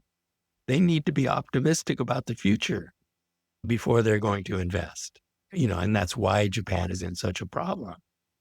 Firms don't want to invest in Japan. Okay. So high interest rates are not the right policy. What would be a good policy if you did find yourself in a wage price spiral because demand had been too high? What you want to do is you need to have cooperation among the government, firms, and labor unions. Centralized bargaining helps a lot. Jamie Galbraith wrote a piece where he looked at the difference among, I think, Canada, Germany, and the United States. I don't remember all the details, but in Germany, you have centralized bargaining and you have give and take from all sides, government, business, and labor unions. And you can get an agreement to hold the line on wages so that you can break the spiral. In the United States, that's very hard because we have highly decentralized bargaining and no individual labor union has an incentive to forego asking for a wage hike when there's inflation going on. So they're representing their own individual workers and they say, well, let somebody else do that, not my workers. You need centralized bargaining. That tends to help. You need the government to spend in the areas that are causing the inflation if you can increase the supply. And so what, Biden, part of his moving to alternative energy was in the Inflation Reduction Act. This is exactly the right way to think. If inflation is coming because of energy prices, let's build more capacity with the safest, cleanest, cheapest kind of energy there is, which is wind and solar. So that's the right approach. What Jimmy Carter did, Warren Moser talks about this, we had high inflation when Carter comes in. And so Volcker boosts the interest rate to 20%, as I said. But Carter did do one good thing. He deregulated gas prices and natural gas. And so the U.S. started producing a lot more natural gas. And Carter went on TV announcing, it's in his very famous malaise speech that people know for being a real downer, where he said, we're suffering from a national malaise. But he had a lot of good things in that speech. He said, since energy is driving this inflation, we need to look at all possible sources of energy in order to increase the supply, in order to fight against OPEC's rate hikes. And he included natural gas in that. He also included solar, and he put solar panels on the White House that Reagan removed as soon as he defeated Carter in the election. So even the White House was going to go solar. That was the right response to inflation. Tackle the problem directly. And then finally, on the welfare thing, MMT has always argued that you get to full employment using a job guarantee, not by pumping up aggregate demand. You don't want the government to just start spending on other things, hoping jobs get created. The government should spend directly on the jobs. That's the way to get to full employment without being inflationary. It's actually disinflationary because you're increasing the supply of workers to the private sector. So is that why MMTers like yourself advocate for a job guarantee as opposed to universal basic income, which is a quite hot idea at the moment? At one point proposed even by the likes of Milton Friedman, but now increasingly proposed by people on the left. Even people like Varoufakis seem to support both a job guarantee and UBI, or some might propose UBI on the basis that they think there's just not enough jobs available. But why is the job guarantee one better as a policy? And also, would it be less inflationary than UBI? Yeah. So Hyman Minsky wrote in the 60s when he was advocating the job guarantee, calling it employer of last resort, as an alternative to the Kennedy-Johnson war on poverty, which mostly was welfare plus job training, but not jobs. He said the welfare, or UBI, is the conservative rebuttal to the ancient challenge of the progressives, which is full employment. It's a conservative response, okay? Because he said it's admitting that the capitalist system cannot provide jobs for all who want them. And what Minsky is saying is, yes, we can, even under capitalism, but it has to be the government creating the jobs. So that was his response. There's nothing strange about a conservative like Milton Friedman advocating some kind of welfare system or UBI. It's not strange. That is the conservative response, because they don't want the government to create jobs for people who want jobs. Instead, they want to throw a little bit of money at the poor so that they don't rise up in a revolution. It's a conservative response. The progressive response is, if somebody says, I want to work, the progressive response is, okay, we will give you a job. Okay? Now, I don't have a problem with providing income to people who cannot or should not work. Okay? So there are people who cannot, there are people who should not. What about people who don't want to work? I do agree that people have rights. I think all people have a right to health care. All people have a right to food. All people have a right to shelter. All people have a right to education. All people have a right to creation. Those are all human rights. And we should supply those to everyone, whether they want to work or not, whether they can work or not. Okay? But let's give jobs to everybody who wants to work. And then let's meet our commitment for all of those human rights to everyone in America, and then beyond America, to the ability of the United States to help people in other countries. We should help satisfy those human rights for everybody. I think virtually all Americans, I think that all dogs have a right to decent care. They shouldn't be maltreated. They should have food. Okay, look, dogs. I think all humans should have rights. The list I gave is probably a partial list. They probably need more than that. But all of those should be supplied whether you work or not. Now the question is, how do you supply them? Do we just give people money? No, that's a bad idea. Okay, we got to make sure we're actually satisfying the rights. If we're going to say, all families have a right to childcare so that their children can be cared for if the parents go to work. Do we just give them money? No. What's that going to do? Massive inflation of the cost of childcare. Okay.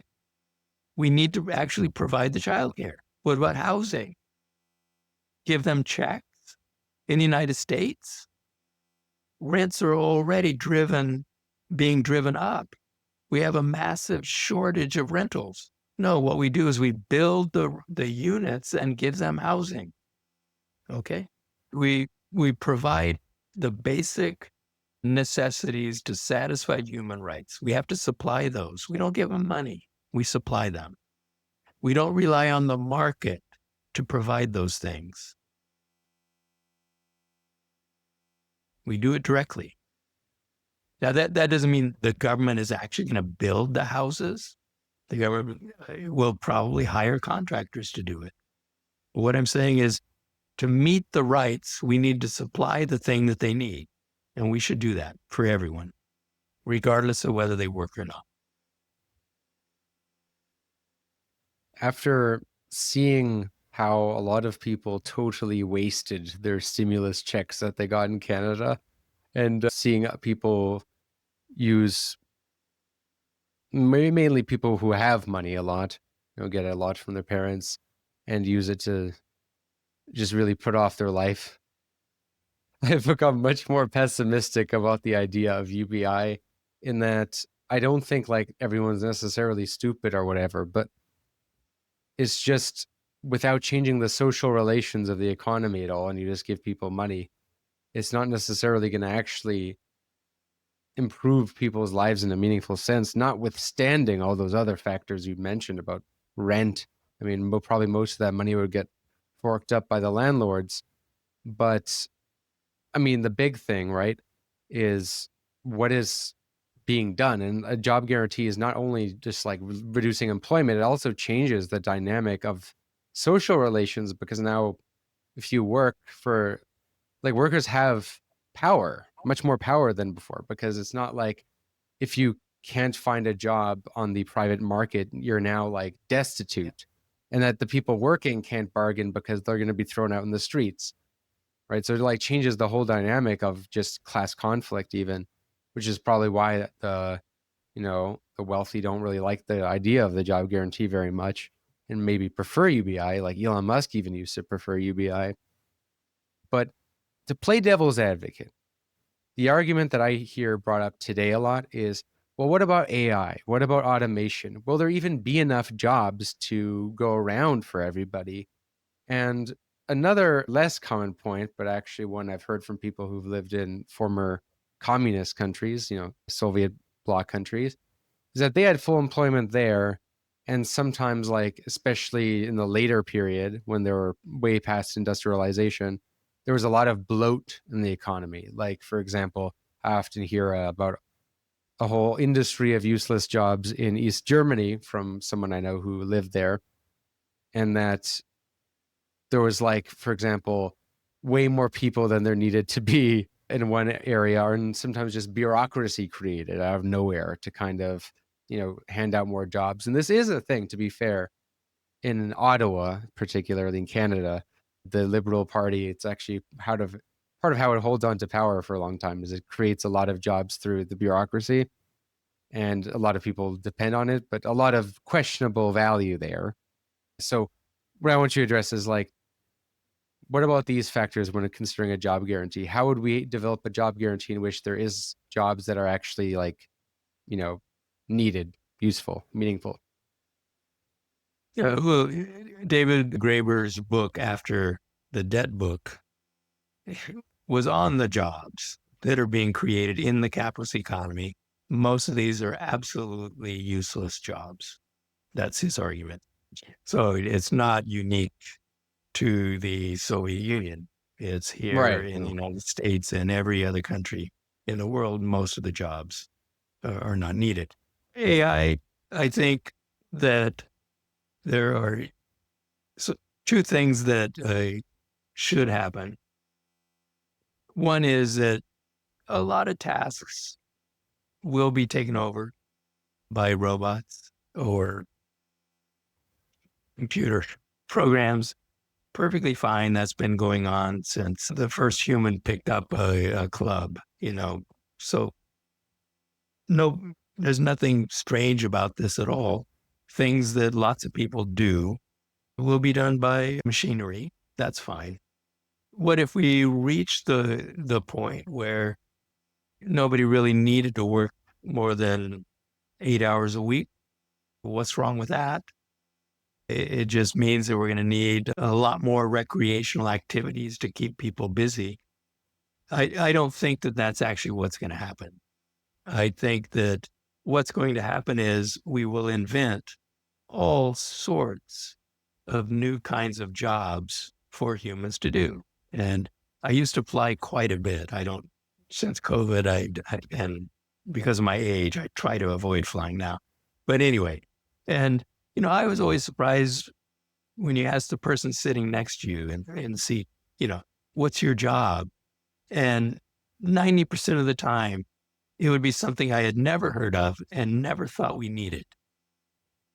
Okay. And I think that's what's going to happen. Everybody needs a life coach, and each life coach can probably only handle 3 or 4 people to keep them on track. And that means, hey, somewhere around a quarter of our whole workforce will be life coaches, and, you can think of all sorts of personal social relationships that will become new jobs. And if we do get lots of free time, we'll have a lot more people working in the recreational sector. So I'm not that worried about that. Humans are extremely good at coming up with things to do. And those can become our new jobs. Bill Mitchell always talked about one of the job guarantee jobs would be to surf, because you're entertaining the people on the beach. So we'll pay people to surf. We can always find something for people to do. And I think that would be fine. And if we can reduce the work week, that would be great.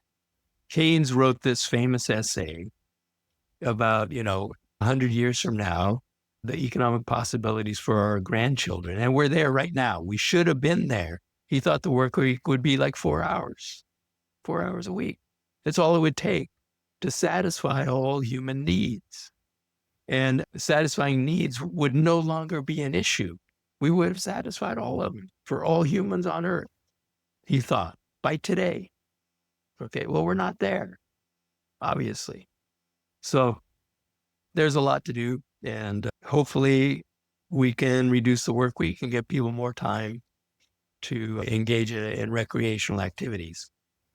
I can't remember beyond the AI part of your question, but we always have advocated very decentralized programs for the job guarantee.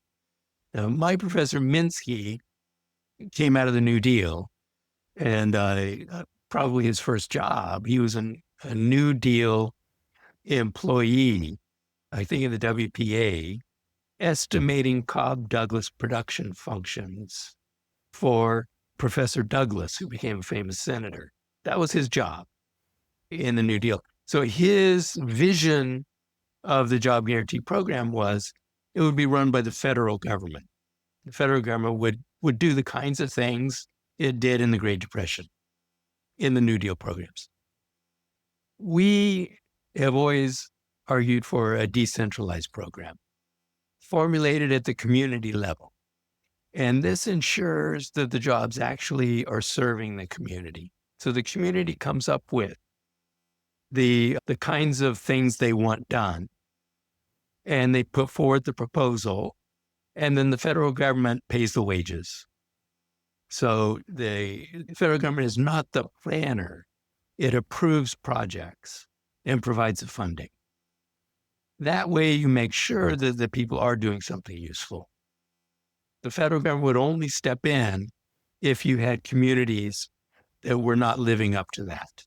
So, I mean, you can imagine in the American South, in conservative towns, where we still have lots of racism and prejudice, that the local governments might not create jobs for unemployed African Americans, for example. So federal government would step in and provide those jobs there, but otherwise decentralized. And we went down, and Lena, Jan Kregel, Marta, and I went down and studied the Argentinian Jefes program, which was a limited job guarantee program that they put in place in the aftermath of a severe financial and economic crisis. So we went down in the early 2000s to study their program. And they did this. They had local communities, areas that, we would call slums or favelas. They weren't on any map, but there were thousands of people who lived there, completely off the grid. They would, attach a few wires to get electricity in. They put forward proposals and they created jobs for the people who lived there.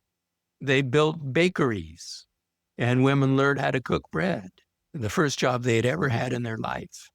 We interviewed women who had never cooked a meal for their family. They had no stoves. They had no money. They relied on begging. They became bakers. They made bread for their community. They were so proud. We interviewed well over 100 women. I don't remember the number. And we asked them, what do you like best about this program? We thought the answer will be, I get to earn money. That was never the answer. The answer always was, I get to do something useful. I feel productive for the first time in my life. My children look up to me. I'm out here working, making bread. Okay, it went way beyond money. We could have just given them money. It wouldn't have satisfied them in the way that the job satisfied them. So these projects were put together by local activists. We also went to co-ops. So these were worker-run co-ops, for example, making school uniforms. So in Argentina, the kids wear uniforms. I don't know if you do that in Canada. Pretty rare in America.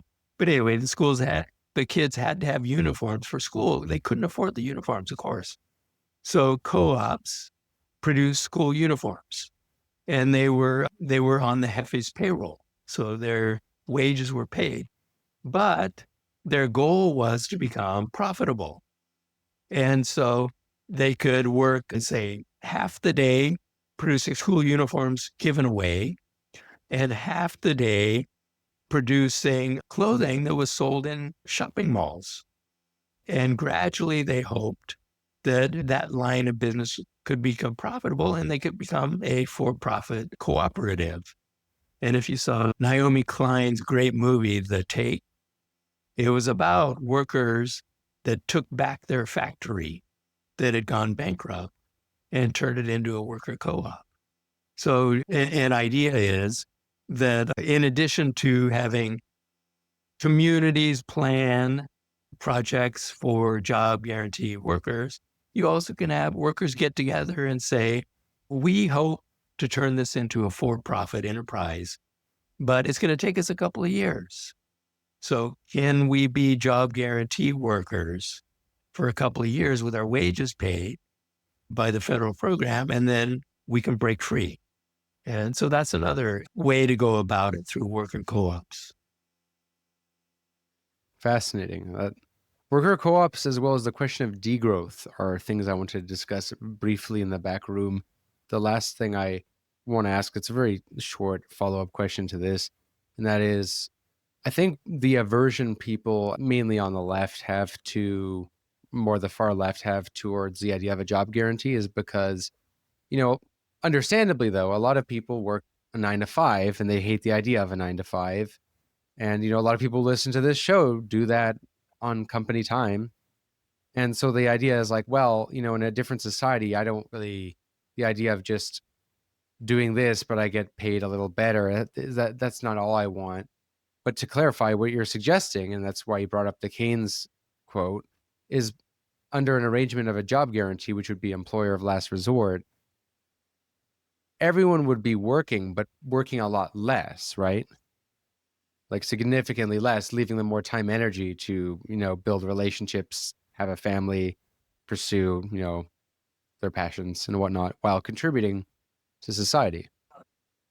Well, initially, no. But, whatever the standard is in the job guarantee program is going to become the minimum. So, obviously, whatever wage is paid in the job guarantee program, that's going to be the minimum wage, no matter what the law is. If the job guarantee program pays $25 an hour, who's going to work in the private sector for 12? Probably nobody. So it becomes the minimum. If the job guarantee program offers healthcare benefits, which in the United States, we don't get that with our job. But if the job guarantee offers health benefits, the private sector will have to do it too, or they're going to lose their workers, or they're going to have to pay you enough that you won't jump ship. So it becomes the minimum. If the job guarantee program gives you 5 weeks of paid vacation, in the United States, we have no law about paid vacation. Firms don't have to give you any. But what if they give you 5 weeks of paid vacation? That will become the norm. If the private sector doesn't match that or give you something better, maybe higher pay, something, then they're going to lose their workers. So if the job guarantee program reduces the work day to 6 hours, well, you still get the same pay, the private sector is going to have to do the same. So it's a way to improve the working conditions and compensation throughout the whole economy. Because if you do it in the job guarantee program, the private sector has to match it.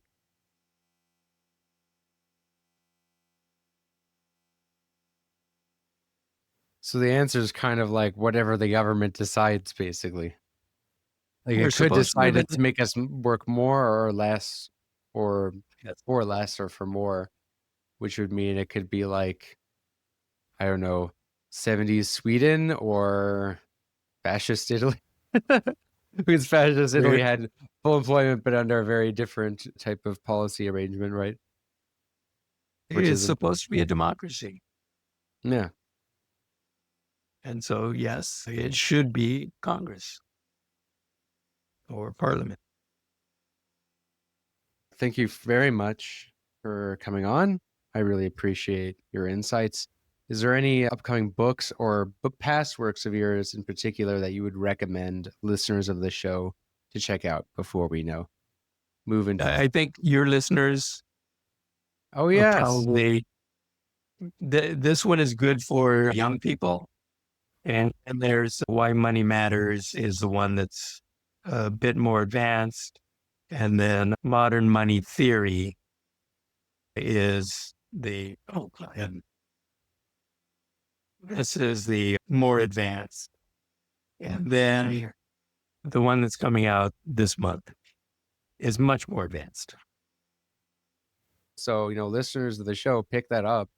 If you honestly like a graphic guide for MMT, that's pretty useful, pretty easy to read. So yeah, if you aren't part of the Backroom yet, if you haven't become a patron and you've been listening to the show for a while, I'd highly recommend so, because you get access to, at this point, over 60 exclusive episodes and some of the most fascinating conversations I've had on the show. And you also get to keep the show going because these episodes do not generate much ad revenue whatsoever. So it's how we stay afloat. Take care and see you in the back room. My only hope is that when enough people become pessimists, then out of despair somebody maybe does something. But you know why I also like to be a pessimist? Because it's the only way to have a nice life. If you're an optimist, then always bad things happen and you are always disappointed. When you are a pessimist, then you look around, okay, there are bad, but from time to time something nice happens, and you are, as a pessimist, you are a little bit glad all the time, no? You are listening to One Dime Radio. Become a patron at patreon.com/onedime to support the show and get access to extra content.